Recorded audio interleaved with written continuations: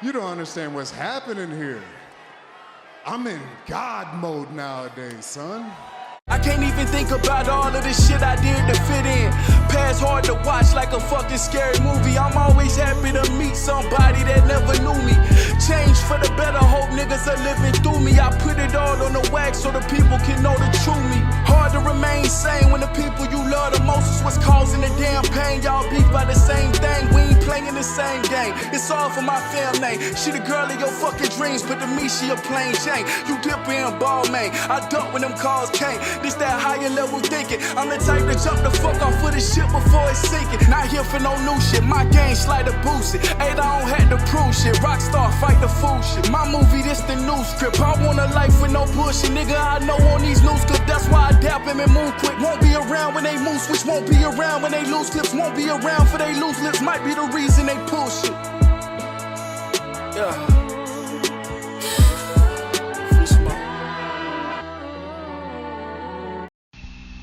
You know, I really have a question for baseball fans, but I'm going to get to that in a second. First off, I want to say thank you for clicking on the video.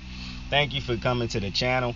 Real quick, for those of you who listen to me, man, I'm trying to grow the audience. I'm trying to grow the videos, make everything. You know, I want to get a bigger audience, a bigger following. That will not happen if I do the shit that I did the last 2 weeks, bro. My level of laziness and fucking... my work ethic has been atrocious within the last 2 weeks. Now, I've been dealing with some body issues as far as like my body been in a lot of pain these last 2 weeks. First, I was dealing with a chest problem. Then I was dealing with a left arm problem. It's just shit been everywhere. Then I was dealing with a fucking thigh problem. So I've been dealing with a lot. The chest problem was just ridiculous. But with that happening, I ended up getting lazy. Then the working, the schedule for work, like this shit just been, my work ethic has just been shot. When I didn't have free time, I lay around, and I don't want to be the type of person who do that, because I've been working on a lot of things the last 2 years to better my life and whatnot, and put me in a position to be able to do this and then one day blow up and be able to do it for a living and make good money off of it. But I'm telling you, we all know that in life you probably have to have like something out of the ordinary happen. For like, you might have to meet the right person. The right person got to hear you. Like, the right person got to hear this show for them to put me on or to give me a chance and things like that. But that does not happen if you do not have a solid work ethic. Like, work ethic is everything. I learned that at a young age, and when I first learned about it, it stuck with me. And to this day, all these years later, the one thing that I understand above everything else when it comes to making it in life and doing what you want to do, you truly can achieve anything you want to. The problem is, certain people, it might take longer to get there. You might not see the end goal. You might not see progression at the pace you want to see it at. And so a lot of people quit. They pivot. They go to something else. They might not put forth the effort that they want to. And yeah, we get it. Some people get easier routes. Some people just blow up. We get that. But when you work hard and when you build up a phenomenal work ethic, none of that other shit matters. Because as long as you know you putting in the work to get there, you know you're going to get there. You're going to catch that break. But it will not happen without a solid work ethic. So I've really been ashamed of myself these last 2 weeks because of how lazy. And I'm the type of person, like over the last like 2 years, 3 years, I've become a very accountable person as far as like, I can sit down and tell myself like, bruh, you fucking up. You're not doing this right or that right, or you being slack here. You know what I'm saying? And so, you know, I just wanted to address that. I should have been putting out videos. I haven't done the Raw or SmackDown breakdown. Watched both shows, wrote down the notes and everything. Still haven't recorded it. This video is our top 32 NFL quarterbacks headed into the 2022-2023 season. I've recorded videos for this series to start already, and I just never uploaded them. And then the last one I did was such a bad fucking show, yo. Like, I cannot tell you, that probably was one of my worst shows that I've ever done. And my laziness was about to allow me to upload that shit and think it was cool. Because in my mind, it was like, ain't nobody probably gonna watch it anyways. It ain't like my videos get a ton of... That's a atrocious way to look at shit. And you'll never make it. And I know I will never make it if I start looking at shit like that. Like, oh, the work ain't paying. Nah, baby. You gotta understand, this thing is a grind. Nothing that you want that's great, nothing that you want in life that is great will come easy. Most of the time.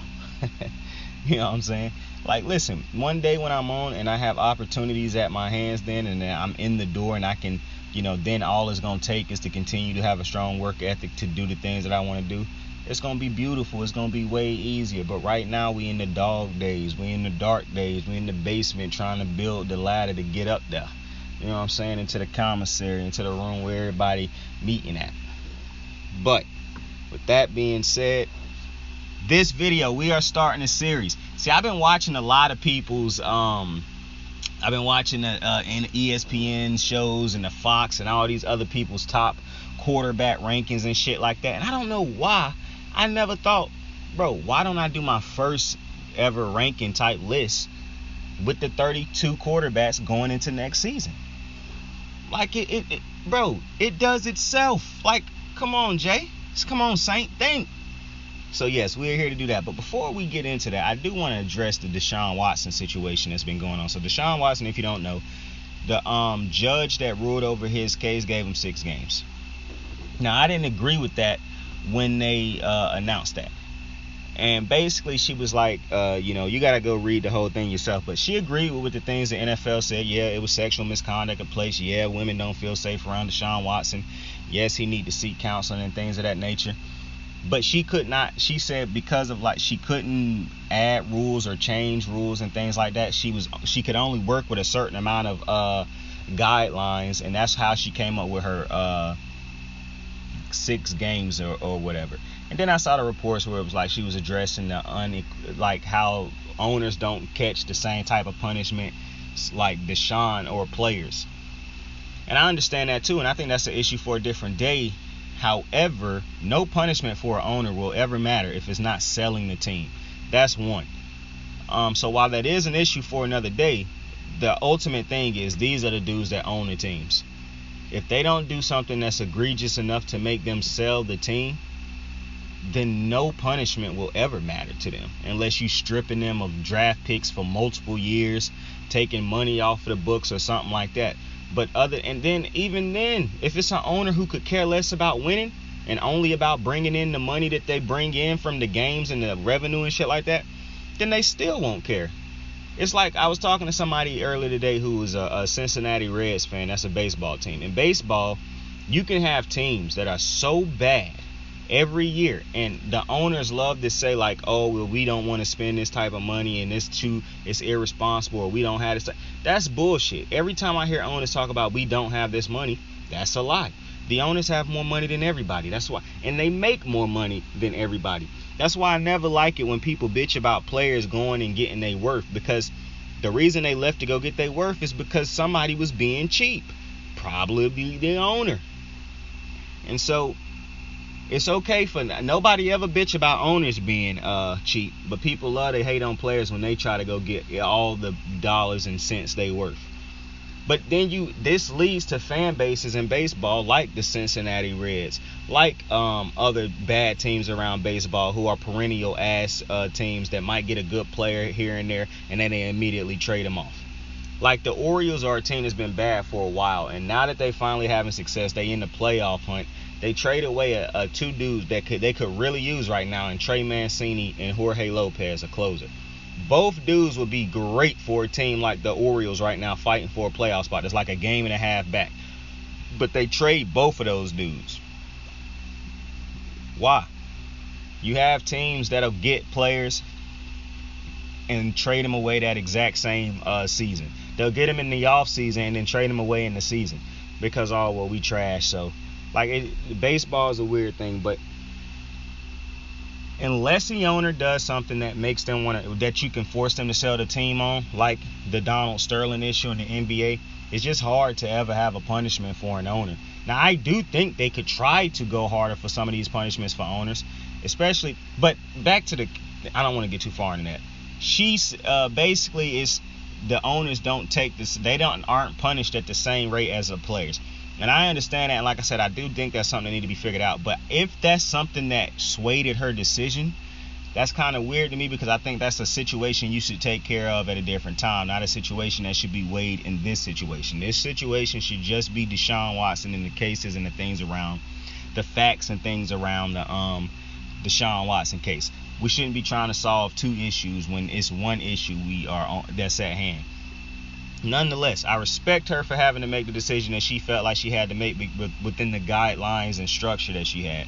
However, I do think that, and I made this in one of those videos also, but now that I'm on my shit now, when it first happened, I was like, the NFL gotta appeal this, because there's no way that Deshaun Watson can just serve 6 games for what was it, 32 women or something like that, sexual assault, sexual misconduct. If you listen to at first I was the type of person, because I'm always the type of person that's like, bro, you are innocent until proven guilty. I don't care how bad the crime sound. I don't care how much I like the person that the crime was committed against. You are innocent until proven guilty. Now, once you do your research and you listen to the facts or the things that have been said and things like that, then you can make an opinion. It is very clear, if you done listened and read all the things that have come out about this Deshaun Watson case, that he did something. I didn't even let the fact that it was that many women sway my opinion. Even though logically you would say, why would that many women come up to try to destroy this black man's career? Like, why? Just for the shits. Like, why would they do that?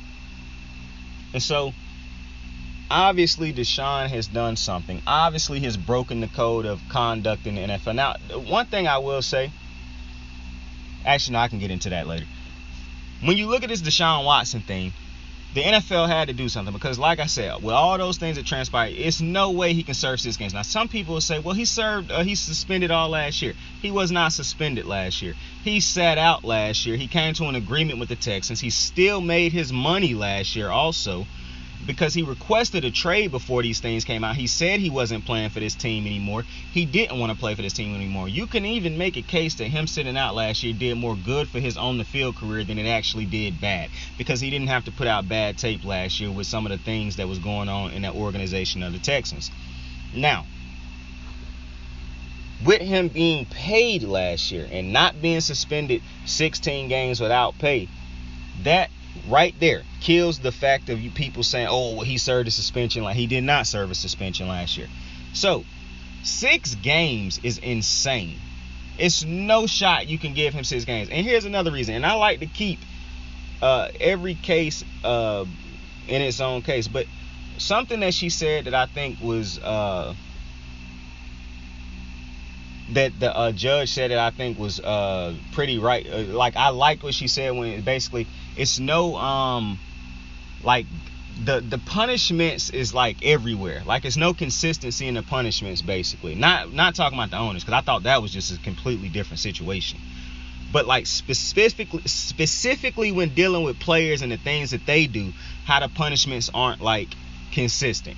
I agree with that. That is a problem, which is one of my problems with this case, because while Deshaun got 6 games, the NFL decided to give Calvin Ridley a whole season for gambling on games, even though he was hurt or whatever, and he could absolutely not influence the outcome of any game that he was gambling on or whatever. But they got mad because I believe they gave Calvin that many games because they felt like he fucked up the integrity of the game. Like, oh, people betting on games is rigged and shit like that. They care more about that than the Deshaun Watson shit, because while the Deshaun Watson thing, in my opinion and in a lot of people's opinion, is a bad reflection on the NFL, in their opinion, it's like, well, we don't really have a lot of people running around sexually assaulting women. That might happen once in a blue moon. That's a bad reflection on him, not us, especially if we trying to do something about it. When he got 6 games, then it became, okay, now if we just let him rock with 6 games, then that will look bad on us, which is why I felt like they had to appeal it. Now, they might have appealed it because they actually had a problem with this, because I saw the reports and I don't, where they say the NFL wanted him to serve a full season. They wanted him to be no pay for that full season. And I agree with that.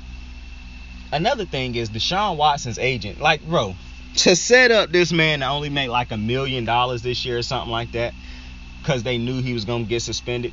That's the same shit that was pulled last year, basically, if you think about it. Obviously, he wasn't suspended last year and he got paid. But if he gets suspended this year and only was to lose $1 million or something like that, when you know next year that's when his contract gonna blow up because of how they structured, that would just be complete buffoonery. Like that type of shiesty shit after doing what Deshaun is alleged, that would really piss people off. I'm not gonna lie, that would probably piss me off. And I don't even get pissed off about a lot of things in sports and shit like that, because I don't let it get that deep. This would probably piss me off, because I'm imagining if I'm the owner of a company and I have an employee that's accused of sexual assault on a number of women, and I walk out and I punish him by giving him a 6-day suspension or whatever the equivalent of Deshaun's suspension is to this employee, that's gonna look terrible on us. Okay? That's gonna look atrocious. That's gonna be people running around talking about, oh, he condoned this type of things in the workplace and yada yada yada. He let a dude who did this type of thing on, you know what I'm saying? So if I was an owner, I would not want that to happen, because I know how that could look. You know, but then to me, it ain't even just about how it could look. To me, at some point in time, the NFL gotta care about human integrity. Just as a human being, why would I want somebody who's done that or accused of that walking around a workplace where I have multiple women more than likely working? How are they going to feel about that? And then not even just women. What about the men who walk around this place who gonna feel uncomfortable working with another grown man who done that to women? They got daughters, wives, mothers, sisters. How they gonna feel? So I just think it's hell, and especially if I'm not doing everything I can to get to the bottom of this. You know what I'm saying? I shouldn't have to wait for the courts and shit like that to figure everything out. I should be trying to do my research and things too. I shouldn't just be cool with letting this man work and show up and make his money just because, oh yeah, I'm gonna wait till the courts figure it out. As if this ain't a big enough issue to where I should actually feel some type of way too. Because human integrity says this is some fucked up shit as a human being. And not even to mention the fact that we know at this point he did do most of the things that was alleged, just based off of even his lawyer basically snitched on him too, which is just absolutely wild. Now, granted, Deshaun Watson has held strong on he did not commit any of the acts that has been alleged against him. Why are you paying people off now then? Because you done came to a settlement with some of these women. If you truly felt like you had not, now I'm starting to realize you might have just was putting up an act to prolong this thing. Because if I knew that I didn't do any of these things, bro, my name is far more important than playing football. Far more. I'm not settling. I am fighting this thing to the court. Now, people can feel how they want to feel after the final verdict come down. I don't care about the court of public opinion. I care about myself, what I truly did, how my family and friends gonna look at me, how my children gonna look at me. I need to win this and be proven innocent on every single count. Now, some people will be like, oh, well, you know, he just tired of fighting this and blah, blah, blah. Cool. Whatever you say. I'm under the mindset that Deshaun definitely did some of the things he's done. For him to only serve 6 games, after not serving a suspension last year, coming to an agreement with the Texans that he wasn't playing, and then you give him $230 million fully guaranteed, and they was gonna pull that shiesty shit in his first year. That's why the NFL said they want a fine that's equivalent to the punishment. We ain't finna just be taking $1 million from you, goofball. I agree with all of that. I'm not gonna lie to you, because I just think at some point in time, like I just said, the NFL gotta care about human integrity over the game's integrity. You got fucking suspending what's my man's name? Josh Gordon. And I get it. Josh Gordon fucked up Josh Gordon because he could not make the decision to stop smoking weed or do what he needed to do to stop getting caught smoking weed. But just think about the fact that he lost his career. Now, I don't even think he lost his career over weed. That was the crux of all his problems. He lost his career because he just couldn't decide to say no. Or he couldn't be smart about it. Because I heard a Larry Fitzgerald quote that made it very clear that you can smoke weed and get away with it. You just can't be as blatantly ignorant about it as Josh Gordon. But still think about the fact the man basically lost his career over weed. And look at the suspensions he served over. This is why what the judge said was very correct. I think her name is Judge Sue Robinson. And when she basically was stating there's no consistency in these punishments. It's no way a dude in Deshaun Watson should be serving a 6-game suspension, but you got Calvin Ridley out here finna serve 17 for a gambling thing. Fucking Lord only knows how many games they would have gave Henry Ruggs if he was allowed to come back, if that wasn't, dealing with the court things. Like, the NFL is just, go back to Big Ben's rape cases. And I just want to say something real fast, bro, because we finna dead this whole thing and probably pick it up at a different time. Big Ben's rape. I was on Twitter, and I done told this story, I'm pretty sure. But please, just because you don't like Deshaun Watson and what he did, don't try to dumb down what Ben did. And I noticed this only really happened with white people, white athletes, white celebrities, where they can be shit-type people, shit-type human beings, and you still try to put a halo over their fucking heads, but then you'll belittle and shit on a black person who's done the exact same things or something of less, I'm not finna dumb down crimes. Crime is a crime. But Big Ben had rape cases. Rape cases. If Deshaun Watson had 22 rape cases, I promise you he would not be in the NFL right now. I promise you if those was not sexual misconduct cases, because sexual misconduct, sexual misbehavior can be touching somebody, it can be looking at somebody, it can be stroking your meat in front of the woman, it can be all those type of things. A rape case, go I encourage you to go look up Big Ben's cases and do all your research on those. I had a dude who literally tried to dumb down what Big Ben did, is to say basically Big Ben had to serve more time and what he did was nowhere near as bad as Deshaun. And I'm like, what? Like, come on, man. Come on. That really irritated me. Now, I done seen this happen with multiple white celebrities. Shit, one of the examples is Demi Lovato. I get very irritated seeing how people talk about Orlando Brown. When Demi Lovato, is she not, because you feel like she more talented than Orlando Brown or something like that, it make it cool for people to not, like, go call Demi Lovato a drug addict, which is what she has proven to be. Go call her that on Twitter and watch how many people try to go at you. Oh, you should feel bad for her, you shouldn't be talking like this. But go call Orlando Brown a crackhead and watch how many people get in the comment section and start laughing and joking about it and thinking that shit's funny, compared to if you do it to Demi Lovato. But I've rested my case. Let's get into these fucking quarterbacks. Listen, tonight we're going to do 32 to 26. All right? Now listen, these rankings are my rankings.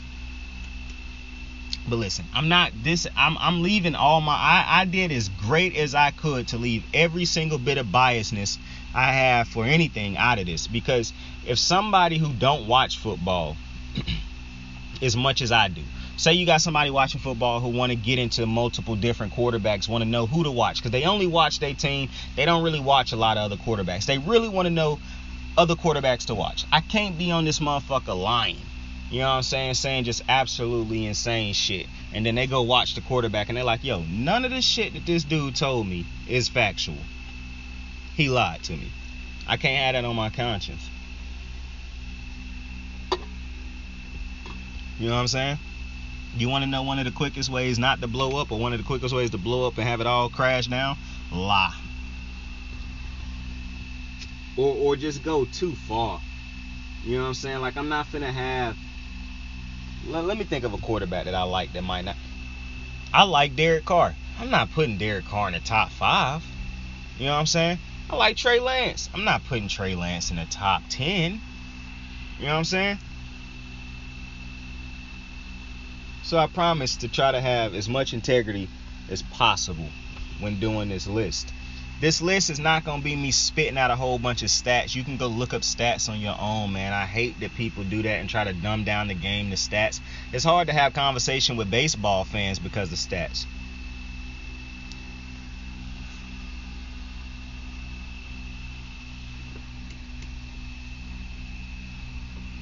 And that's when I get into the conversation I started the show off with that I said I was going to get back to. I hear a lot of fans for so long was saying Mike Trout was the GOAT. And then, so many fans now say Jacob deGrom the greatest pitcher of all time. I don't think either of those two players is the greatest of all time at their positions or what they do. For deGrom, I don't even think it's close. I wouldn't even put deGrom in my top 10 pitchers all time.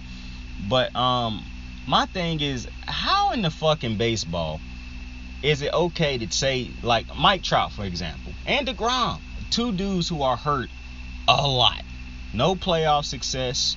And I understand it's a team sport, but at some point in time, you would think two players that get talked about like they the GOATs will have some type of effect or impact on a championship run at least once in their careers. Neither of the two have done that. Mike Trout's made the playoff one time in his career. I don't think deGrom has made the playoffs but once in his career also. Or maybe deGrom, because deGrom, I cannot remember completely, but deGrom wasn't even looked at as he is now for his whole career. So that's also crazy, but because deGrom was around when I was watching baseball back in the day, like before I stopped watching. But anyways, you look at those two dudes, and because baseball is such a big stat number, bro, they look at the stats that these two dudes can have and accumulate and things like that, and that automatically make people say, oh yeah, they the greatest all time. And I just think that's crazy that in baseball it's just stats. You can't use the eye test, championships. Cause one thing that really pissed me off a lot of the times is like Mookie Betts to me is a top 5 player in baseball. I would actually say Mookie Betts is the best player in baseball for a number of reasons. But then people will get pissed off when I say something like that. But I'm like, I can back it up with Mookie's stats. The fact that he actually is on the field. He done won 2 championships for 2 different organizations. The Dodgers, he is the guy who got the Dodgers over the hump. He is the guy who got the Red Sox back over the hump. He done won an MVP. He in the MVP running every year when he healthy. And he is always healthy most of the time. He put together games. Like, he ain't always off the field like Mike Trout. Bryce Harper. I was arguing. Now, Bryce Harper has been hurt this year. But I told people that one of my arguments was, I like Mike Trout. I love Mike Trout. Mike Trout is not punished I don't think baseball fans hold Mike Trout to the standards they hold like basketball fans, football fans, and I would even say some other sports hold athletes to. Like, if we putting them in certain conversations, it's certain things that's got to be there for us to do that. You know what I'm saying? I just feel like Trout and deGrom don't have those things. Dude can go out there and put together a great thing, and all we going to do is make a bunch of excuses. Oh, he don't got this. He don't got that. People around him. Okay, but clearly he ain't that. Like, look at Bryce Harper and how much of an impact he done had on the Philadelphia Phillies. Look at how the teammates and whatnot talk about his impact on these. And you can see his impact, unless you Jonathan Papelbon. But I never thought Mike Trout really, because he's so quiet. I'm not saying there's nothing wrong with that, but I don't think Mike Trout is the guy that you want as your vocal, emotional leader, because he ain't that. And like, it's just it's a long conversation. I'm not shitting on Mike Trout, because I do think Mike Trout is one of the greats. I just wouldn't put him as the GOAT or nowhere near that conversation as the greatest of all time. I thought Bryce Harper done been better than him the last 2 years, but people are like, oh, well, if you look at Mike Trout's numbers, but Bryce Harper done actually been on the field playing. Hell, before he got hurt this year, which was by a hit by a pitch, something he cannot control. He was hit by a pitch, and he was hit by a pitch last year when he had got hurt. When the man got hit and he was playing hurt this year before he had even got hit by the pitch. That's why he was DHing. The man just came off of an NL MVP season. He was on pace to have another one this year, and somehow people still was saying Mike Trout the better player. Like, bro, when are we gonna say, like, we judging people based off of what they've done recently, not just off of their historic? Like, Mike Trout, I feel like people use, like, if he having a great stretch, they'll use that stretch. But as soon as he's struggling to get hurt, it's, oh, we using his history or his past or his whole career stats and shit. That's insane to me. And I think that happened with deGrom too. deGrom only done played 2 games this season. He's only had 2 starts this season. I'm not even sure if he'll finish the rest of the season healthy because of how much he get hurt. How can he be the GOAT if he don't contribute in big games because he always hurt? When his team need him the most, they don't have him because he's always hurt. If they didn't have Max Scherzer, Bassett, and Walker, it would look real grand for the Mets. Especially considering this ain't the greatest hitting team in baseball right now. And somehow these motherfuckers are still great. The pitching on this team is phenomenal. And for DeGrom to be considered the GOAT in a lot of people's conversations, it just don't make sense when I done watch dudes like Roy Halladay, Randy Johnson, CeCe Sabathia contribute to winning on such a higher level year in and year out. Excuse me. And you don't have to be a winner of a World Series. Roy Halladay didn't win a World Series. But Clayton Kershaw, like, I really get irritated when people talk about DeGrom having the greatest prime of any, because I don't agree. I watched Kershaw during his prime. Kershaw didn't have as much playoff success, but he didn't have more than DeGrom to that point, for one. Plus, he still was one of the biggest reasons the Dodgers got there. So that's just my quick little rant on baseball. But with that being said, a lot of the criteria in this is going to be eye tests, projections of how good I think they'll be in the future. Not too distant in the future. I'm talking about basically like this year, next year probably. You know, what they did in the past 2 seasons probably. It's not going to be what they done did in the past 4 years and all that craziness and stuff like that. I might reference stuff like that, but that ain't, you know, it's a lot of different things that come into this ranking. With that being said, and I already talked about other shit that ain't this too much. So let's get into it. The first quarterback on the list, quarterback 32, Marcus Mariota. Marcus Mariota. Now listen, I don't think Marcus Mariota is a bad quarterback. I don't think he's a good quarterback. And that's where we get your problem. that's where the problem come in, because I don't think he is a franchise quarterback also. And that is the most important thing. Most of these dudes at the bottom is either going to be guys who I think are backups that's starting, or probably guys who are young who really haven't got to, you know, they probably only been in the league for 1 year or 2 years, you know, so they just getting started. But Marcus Mariota is a dude who done been in the league for a while. He came in the Jameis Winston draft. He was second in that draft. Obviously, he lost his job to Tannehill a couple years back. He done been on some different teams since. I know he was with the Raiders at one point in time. I can't remember if he was with the Raiders this entire time. But now he is with the Atlanta Falcons. Now, I don't know if he'll end up starting the whole season, because he have dealt with some injury issues in the past before. But you know, a lot of people tell you why he did have success in his career, why he didn't have success in his career. I think ultimately Marcus Mariota really don't run a pro-style type. And you don't even have to run it. To me, when I say pro-style offense, I'm not just talking about drop back pass and, you know what I'm saying? I think on the pro level, the offense that he runs is not good enough when he is at under center. And I don't think he read the field is great. I think it is times where he might rely on his legs a little too much to help for the fact that he might not read the field or be the greatest of decision makers and whatnot. And ultimately, I don't think he really make too much. He don't really move the needle for a team too much. Like, Marcus Mariota probably won't be the biggest reason you win in games, and he probably won't be the reason you lose them, even though he could be the reason you lose them, because he just not, I don't think, is good enough as a NFL starting quarterback at this point in time in his career. That's why, and also, when I look at the Atlanta Falcons and what they have at their disposal for Marcus Mariota, I don't think they really have much. I like their tight end, obviously, but, I mean, outside of him, I like Cordell Patterson, you know, the running back / receiver, but I don't really think, and Arthur Smith could be a decent, I think, you know, the fact that he got, 6 or 7 wins out of the Falcons last year was amazing, because I thought Matt Ryan had fallen off, not fallen off a cliff, but like he clearly ain't the same quarterback that he was when he had all them studs and them horses around him, them stallions. But I think this is going to be a rocky. I really think that Mariota is just a bridge quarterback at the moment, like what Teddy Bridgewater is for most teams when he's starting. Like, I don't think Teddy Bridgewater is a starting quarterback. I haven't thought he was a starting quarterback in a long time. But sometimes teams just don't have anywhere else to go. But I actually think the Falcons should make a trade for Joe Flacco. I think Joe Flacco would be a better quarterback for them, even though I think Joe Flacco still got like 1 or 2 seasons left to be a starter. But that's my biasness probably coming in, because Joe Flacco won my favorite football team a Super Bowl.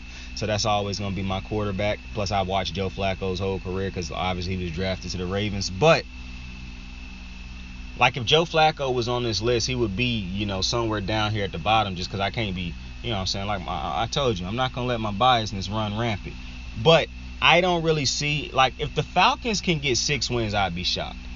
It ain't that they division that great, but they do got 2 teams in their division that I think they could lose 4 games to, in the Tampa Bay Buccaneers and the New Orleans Saints.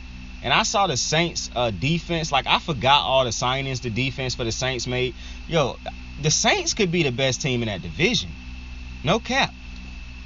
But Marcus Mariota is number 32. Number 31, Drew Lock. Now listen, I much like this one is actually funny because I actually don't think Drew Lock is a good quarterback. I think he's a bad quarterback. This is not where I'm saying like with Mariota, where I don't think he really bad. I just don't like, because I can make excuses about Mariota not really having a great structure in Tennessee, not really buying into Mariota fully to try to build the team around him or whatever. And you could say that about Drew Lock also, but I think Drew Lock done actually had like watching Drew Lock, he ain't that much. The reason Drew Lock is rated number 31 is because he got more to work with, basically. I don't think Drew Lock is a franchise quarterback. People can keep trying to squeeze that juice out of him, but if he was a franchise quarterback, he would still be with the Denver Broncos. I watched him with the Denver Broncos. I don't even know if Drew Lock got really a great arm, because it's times when I watch him, his arm never really popped for me. His decision making is terrible at times. He not real like he got the best thing about Drew Lock was him rapping Jeezy on the sideline. That was the best thing about Drew Lock. But I do think Drew Lock, the reason I put him at 31 is because one of the reasons I said is, the talent around somebody.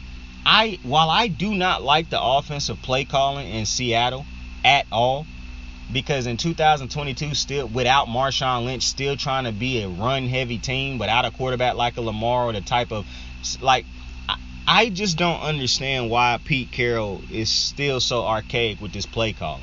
When you had a Russell Wilson and you still wanted to call the game the way it was called, when you have DK Metcalf, a Tyler Lockett, two great receivers, that's a great duo right there. Because of that, I think Drew Lock will have a better season than Mariota, but I don't think it'll be that much better, to be completely honest with you. I really could have put Drew Lock at 31, to be honest. I mean, at 32, to be honest with you. But I mean, he had 31, so I feel like it ain't that.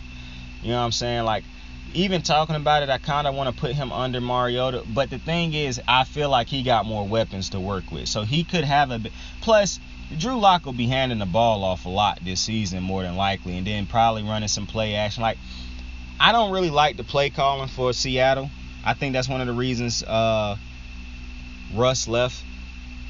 I don't really like Pete Carroll's like philosophy over the offense at this point on what he want his offense to be. But they got DK and they got Tyler Lockett.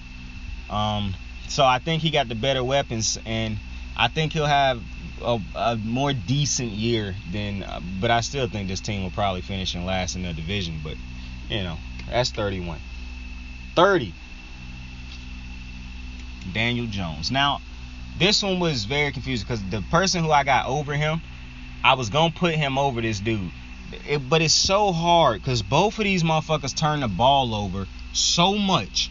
I think the reason I put Daniel Jones right here and the other dude who I'm going to put over, because I really should put Daniel over this dude, but I'm not going to do that. I think Daniel Jones could possibly have a higher ceiling than the dude I got rated above him. But I'm not sure, because I have not seen Daniel Jones play and thought to myself, that is a franchise quarterback. I have not watched Daniel Jones play and thought to myself, this dude's talented, or this dude got something. I haven't seen it. Like, I'm not even just thinking about the fact that he ain't winning games. Even though to me wins can be quarterback stats, I could care less in this situation. I understand certain teams, This is weird because I think Daniel Jones has had weapons. I don't think that the Giants are depleted of weapons the way some other teams might be, or some other quarterbacks who done had more success might not have the weaponry that Daniel Jones. Like, I think Galladay is a good player. I think Sterling Shepard is a good player. I think now you can make the excuse that the running back Barkley, Saquon is always hurt. I get that, but Daniel Jones turned the ball over so much. Whether it be interceptions or fumbles, which he loved to fumble the ball. I don't think Daniel Jones is a good decision maker. People talk about Danny Dimes, but I don't think his arm is really that special. He can make a good throw here and there, but he don't make them consistently enough to be calling him no Danny Dimes. So that's confusing to me. But moreover, people keep trying to make this thing like, oh, you know, he need more time and everything that's been bad and with the Giants. And I would like to point you to Joe Burrow. Everything people are saying about the Giants, people felt about the Bengals before Joe Burrow got there, and the man just took them to a Super Bowl and came within plays of winning the shit. So I didn't like that excuse before, because I always am under the belief that a great quarterback is going to go into any situation and flip that shit on its head. Point blank, period. It is very rare that a great quarterback, the only time a great quarterback come into great situations is possibly if he was underdrafted because people overlooked him, like say a Dak Prescott or a Lamar Jackson, even though I don't even think Lamar Jackson walked into the best. I think he walked into a good organization, but I don't think he walked into a great situation. I think Mac Jones walked into a great organization, not a great situation. Justin Herbert, the Chargers is underachievers on a regular basis. That's why they was drafting so high.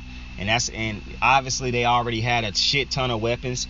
But it's very rare, you know, that most people get into that, because usually when you draft it high, you come into a bad situation. And so those type of quarterbacks flip shit on their head. Just point blank, like, I don't like people using that weapons thing. Lamar Jackson haven't had no Pro Bowl caliber receivers, bro, and he's look at his win-loss record. Like, look at what he's done. He's won a unanimous MVP. So I really don't like that excuse, to be completely honest. Plus, like I said, I don't think Daniel Jones has just been devoid of talent, to be honest. But with that being said, I guess I understand. I also don't like the head coach argument. But it is certain situations where a head coach is so bad and so toxic for a situation. Examples. Trevor Lawrence last year. He had no shot with the bozo running head coach that they had in Urban Meyer. The Detroit Lions. Looking back on that situation, they probably had no shot with that bozo Matt Patricia running everything. So when you got coaches who just don't even give a fuck about humans, they want to sling their dick around like they a dictator and shit like that, you got yourself a problem, because these grown men who making more money than you, my boy, they gonna respect you if you earn that respect, and they'll even listen to you if you treat them like they are. But you being disrespectful and treating them like they beneath you, that shit will never fly in the NFL. Ever. So I get that to an extent, but I don't think that's a situation Daniel Jones has been in. Now, listen, I also think Daniel Jones is with a bad, you know how I say Lamar and, you know, Mac landed with good organizations, not necessarily great situations? I think Daniel Jones landed with in a decent situation and with a decent organization. I know the Giants done been bad over the last couple years, but the Giants ain't a shit organization, a shit show like some of these other organizations. These motherfuckers just ain't got the quarterback's position right in the last couple years. They probably hung on to Eli out of loyalty longer than they should have. Plus, Eli, I mean, to be honest with you, we could get into a lot with that. But Daniel Jones could go up the list. But he got to put together a good season. He have to contribute to winning. This ain't the hardest division to win. Like, come on, bro, make some traction. You playing against the Commanders twice a year. You playing against the Cowboys, who looking at you as we playing against the Giants, who talking like, come on, man. And now you looking at teams like the Eagles progress. Like, Daniel Jones is a better quarterback. I mean, a better thrower of the football than Jalen Hurts. But as you will see eventually, Jalen Hurts is ranked higher on this list because of everything that I think Jalen brings to winning. It ain't just about how good a quarterback can throw. I don't think Daniel Jones has shown great leadership qualities. And I'm not saying he's a bad leader. I'm saying I don't think he's shown that he's a leader that people can get behind, that feel like he's going to lead us to winning. Obviously, people will say the generic shit that they're supposed to say in the media if you get asked about, do you think Daniel Jones is a good quarterback, good leader, if you on his team? But Daniel Jones, to me, this could be a make or break year for him with Brian Daboll. Now, I'm not putting all this stock into Brian Daboll that everybody else put into him, like, oh, he turned around Josh Allen, so he's going to do it for Daniel Jones. Well, Josh Allen already has some natural talent there also. It ain't just Brian Daboll. Brian Daboll did a lot of work with Josh Allen and helped nurture him to become what he is, but that also takes Josh Allen with his work ethic, the things that he can do and getting better at and improving on. So it ain't just Brian Daboll gonna come in, snap his fingers, and Daniel Jones gonna be a great quarterback all of a sudden. I don't think it's gonna work like that. But Daniel Jones is my 30th quarterback. Number 29, a dude who I struggled really putting him over Daniel Jones, because Daniel Jones is still with the same team that drafted him, but that could be different after next year or so. But Baker Mayfield is at 29th. Now, the reason Baker Mayfield is at 29th is because I think he's going to be the starter for the Carolina Panthers. I originally said I thought that Sam Darnold would be the starter, but the more and more I done thought about it, why would you bring in, it costs you nothing to bring in Baker, to be honest with you, but still, you know what Sam Darnold is, basically. You saw him last year. But, so, I guess logically, you give Baker a shot and see what he can do. Now, with Baker, obviously, you can't judge what he done in Carolina because he ain't played with Carolina. But my thing with Baker is, Brandon, if you listen to me, you already know how I feel about Baker Mayfield. It's a dude that talk a lot of shit, that got a big-ass mouth. He talk a lot to be a dude that's so below average of a quarterback, bro. People talk about his accuracy. The dude is not that accurate. Dude talk about, oh, man, he got such a beautiful throw. But Sam Darnold throws a better ball than Baker Mayfield. This dude, Sam, has never had the talent around him that Baker has had around him. At no point in his career has he had that talent that Cleveland had around Baker. Which is why I get irritated when people talk about how the Cleveland Browns is a bad organization and all this type of shit. Cleveland gave Baker more to work with than most quarterbacks will ever get in their career to work with. Not to mention, the motherfuckers went out and got Amari Cooper this year. They didn't want Baker. Because they bro, there's no point of us continuing to put this type of talent around you, and you ain't doing nothing with it. But I'm supposed to think Baker going to be better in Carolina with a running back who's injury prone, and even when he is healthy, he is not a better pure running back, in my opinion, than Nick Chubb. Yes, he is great at running in that slot and catching out of the backfield, and Christian McCaffrey. That make him an all-around better weapon than Chubb. But Chubb is, to me, if not the best, the second best running back in the league behind Derrick Henry. Then you got the offensive line, the Pro Bowl receivers, the Pro Bowl tight ends, the defenders, the coach. Everything was better in Cleveland. But somehow it's supposed to all be better in, people keep telling me how great DJ Moore is. He ain't moved the needle once for this team.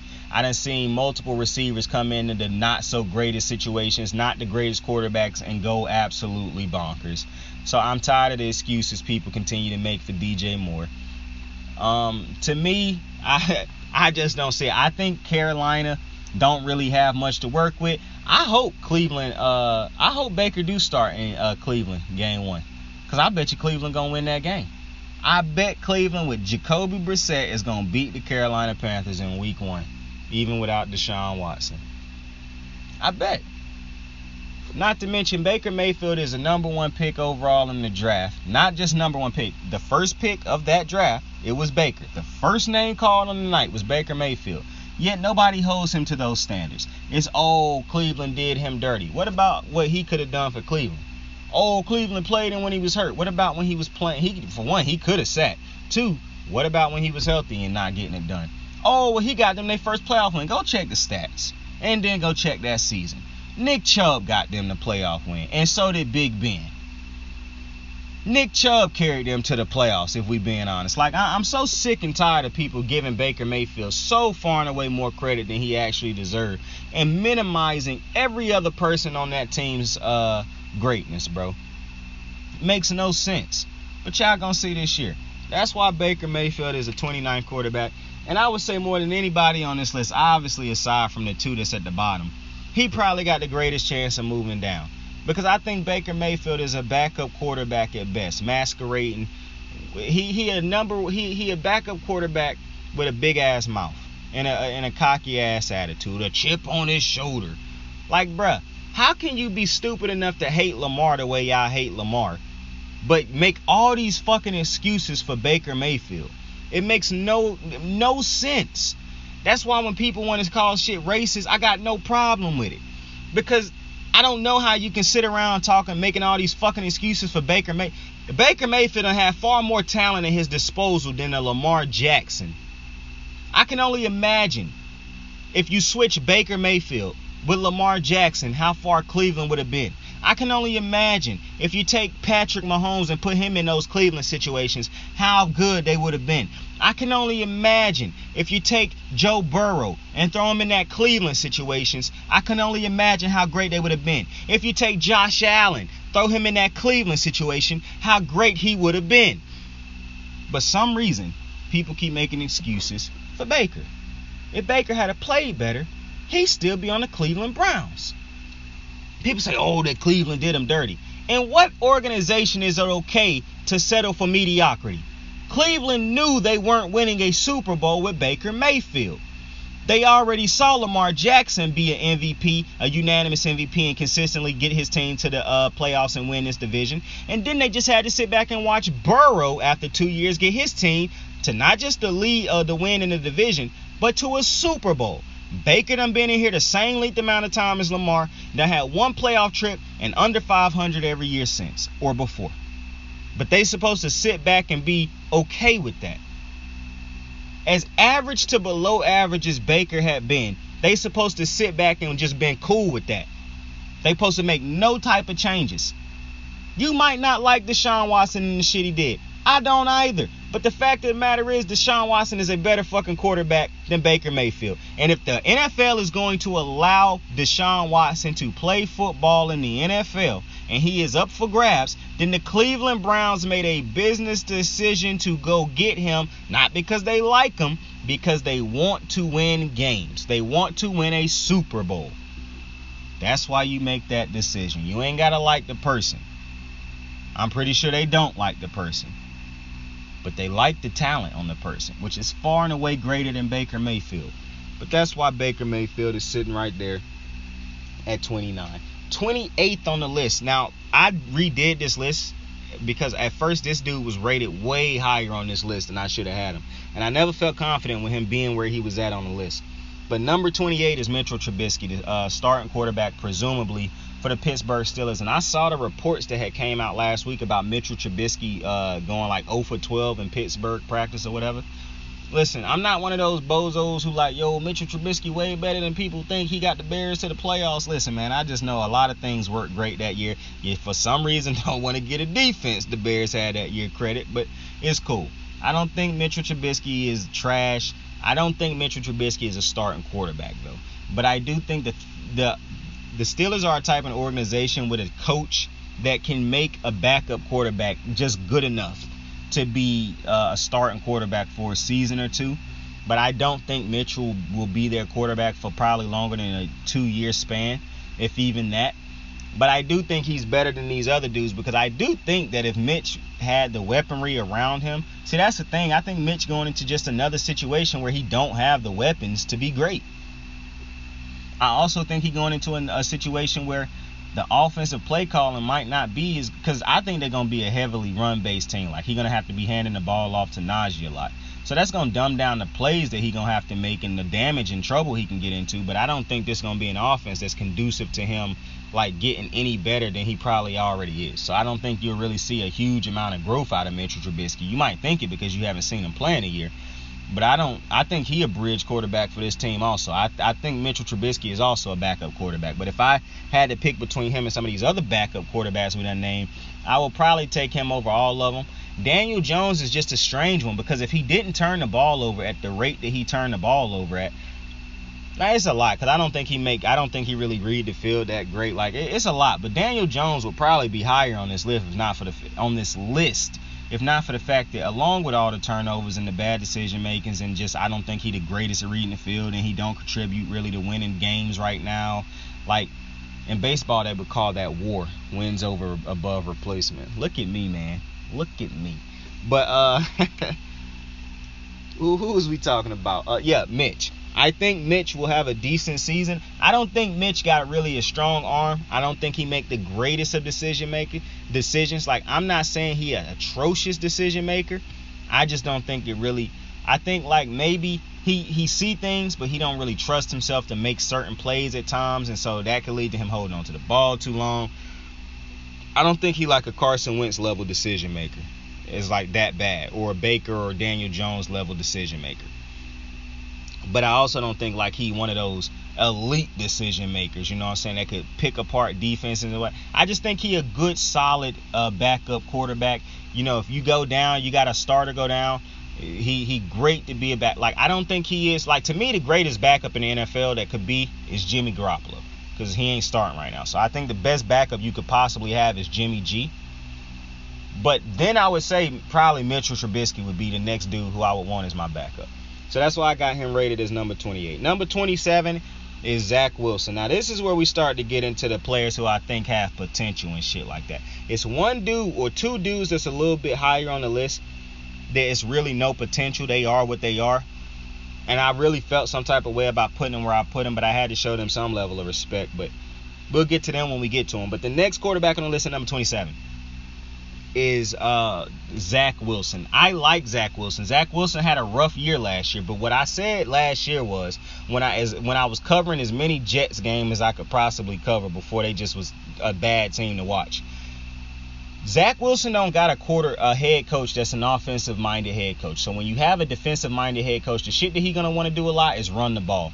If he don't have a quarterback that's instantly clicking, like say Staley in with the Chargers. Staley a defensive-minded head coach, but obviously you got these type of offensive weapons and you got this quarterback. That's a no-brainer. Well, I think Zach Wilson can be a good quarterback. He don't make the greatest decisions. Obviously, he threw a lot of interceptions.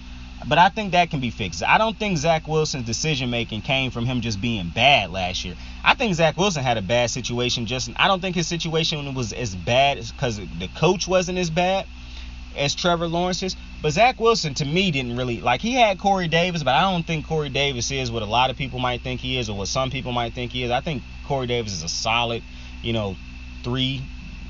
Like, if he your 1 or your 2, you probably, I just think, like, because look, receivers who are great, they hit almost instantly when they can play a full season. So I don't think he really got the greatest of weapons. I don't think he got the greatest of running backs. I like Rob Salah, but I don't really think, like, to me, they're going to have to really get a great offensive coordinator in there. But Zach Wilson, to me, the fact that he had to be thrown into the fire last year, they didn't wait for him to for other people to fail in front of him. They just went in and let him go under center from the rip. I think that's going to do a lot for Zach Wilson. I actually think Zach Wilson might come out of the gates firing this season. For one, they won't have a tough schedule because you're the Jets. You never have a good season, so you're not going to get a tough schedule anyways. So I think this will be a good season for Zach. I think you're going to see a lot of growth out of Zach Wilson because I think Zach Wilson can throw. I think he can throw. I think he make decent decisions. He had games last year where it's like, okay, this kid can be great. But it's just he going against a lot right now. The Jets, much like the Daniel Jones organization, the Giants, I don't think they bad organizations per se, but they just been so bad for so long recently. Like, I don't look at the Jets and think what I think when I look at the Jaguars or when I used to look at the Browns. Because I remember the Rex Ryan days with the Jets. This was a respectable team. This was a great team that was battling the Patriots on a yearly basis. Like, I watched those giant Super Bowls. So I don't look at these organizations as terrible organizations. I feel like if they ended up having a quarterback that was great, they would figure this shit out. And I do believe that Zach Wilson right now, because it's only been a season, but I do think Zach Wilson will end up being the franchise quarterback for the Jets. I like Zach Wilson. I know he out here fucking moms and shit like that. Power to him. Respect to him. But I like Zach Wilson. I can't put him too high because he did have a rough season last year and he was in and out of the lineup because he had some injuries in there. But I like Zach Wilson. And so he 27th, but he can move up the list because like I said, when you get thrown into that fire that he got thrown into last year, naturally, you're going to be ready for some shit, bro. You're going to be ready to, you done seen the embarrassment. You done went through the tough times. Now let's just ball. You know what I'm saying? That's just my approach to it. That's how I think. But that's why, if that makes sense. So, that's why Zach is 27th. And last on this video, before we get on up out of here, Number 26 will be Davis Mills. Now, Davis Mills put together a pretty decent season last year, especially seeing as how he didn't even expect to be in the position he was in. And you could talk about shit. We talk about the Jags when we get to them, but this is one of the poor ran organizations in football, in my opinion, in the Houston Texans. I mean, we could go down the list of all the buffoonery that's been going on in that organization the last couple years. I mean, Jesus Christ. But Davis Mills, one of the reasons I got Davis Mills rated higher than Zach Wilson is because I think he got a better weapon to work with what's the receiver's name? I can't think of his receiver at the moment, but the receiver that's over there I think is better than the receivers on the Jets. But who knows, because the receivers that they got in the offseason and whatnot, a lot can happen. But Houston is, for one, it's not even in the toughest division. You know, because I truly believe that the Texans division, because the Texans, the Colts, the Jags, and the Titans, I think this could be one of the worst divisions in football this year, honestly. Or I think it could be the team. I'm going to be honest with you right now. I'm not telling you where Trevor Lawrence is on the list, but this should probably give you some insight into when you see Trevor Lawrence on the list. One of the reasons Trevor Lawrence will probably be as high as he is, let me see where Trevor Lawrence, I got him rated. Oh, yeah. One of the reasons I'm going to have Trevor Lawrence where I got him, I had to make sure, because it would have been crazy to say what I was about to say if he was going to be in the next video. But one of the reasons I got Trevor Lawrence where I got him at is because I think that the Jaguars are going to win that division this year. Now, I could sound like a fucking idiot, but I think that they're going to win that division. And I think I'm going to end up having him rated too low by the end of this. But Davis Mills did a good job for the Texans last year. Now, I don't think he got a shit ton to work with. I don't think the defense is going to be good. I don't think next year he could be worse than he was. And he could show decline next year from based off of what he did in the first year. But that's because, I mean, you could actually make a case that the Texans got worse in the offseason than what he had to work with last year. But I do think just based off of what he did, when I look at it, I would prefer to have Davis Mills over these other guys. And I cannot, because what you'll get from the rest of this list, with the exception of maybe 2 or 3 dudes the rest of the way, everybody else on this list, from Wilson to everybody that's going to be after this, is starters. Like, I don't think Davis Mills is a backup. I don't know if he's a backup right now, basically, because I think he played good enough last year. Now, it's the Texans, so I get that. But I'm imagining if he had been on the Panthers last year, he would have been better for the Panthers than the bullshit they had to work with. And I'm not talking about Ace Boogie, Cam Newton, my God. I'm not talking about him. That's the heart of Carolina. I know how Carolina fans feel about that man. I'm not talking about him. The organization did him dirty. I'm not talking about him. But I like Davis Mills. I actually think he's going to improve on the season he had last year, even if by slight numbers, because now you have an adult in the room in Lovie Smith. I'm not a fan of Lovie Smith's defense, the cover 2 style defense he run. I think the defenses he ran ever since he wasn't with the Bears or whatever, they just haven't been. Like, I used to watch him get lit the fuck up in Tampa Bay with his defenses. And I thought that was one of the biggest problems in Tampa Bay was the Lovie Smith defense. Just was getting dated. Like, as the athletes got better, it don't feel like Lovie's system got better. It was still fixated on a certain type of way athletes were playing, and athletes were just way better than how his system was running at the time. Not only that, the system didn't truly show you how great some of the athletes he had in his defense could be if they was put in a different type of system. But that's neither here nor there. I got Davy Mills ranked number 26, and with that, I appreciate y'all for joining me on another episode of Kicking It with Saint, man. Tell somebody you fuck with him. Tell somebody, listen, like the video, share the video, and check out my boy Backyard Comedy with my boy Astro Beats and his guys. That's a YouTube channel. That's like my big brother. Go check out their show. They get more views than me, so they probably got and I watch their show. I like the shit they be talking about. And hey, check this out. They is in video form. Yes, so go check that shit out and then come back over here. Boy, hey, tell them Saint sent you. I appreciate y'all for joining me. Tell somebody you fuck with them. Tell somebody you love them. Saint out. I got the moves like hot sauce. Lil' mama taking the top off. I'm laying down getting topped off. After this, you know she getting knocked off. I know she loving the money, so I keep on thumbing and thumbing. She say she horny when she taking shots, so I keep them coming and coming. Now I'm putting dick in her tummy. Scoop her up like I'm raking her something. You would think shawty red track, the way that she running and running. You getting dumber and dumber. You out here chasing the bone. After she finished from giving me dome, the Uber is taking her home. Tight.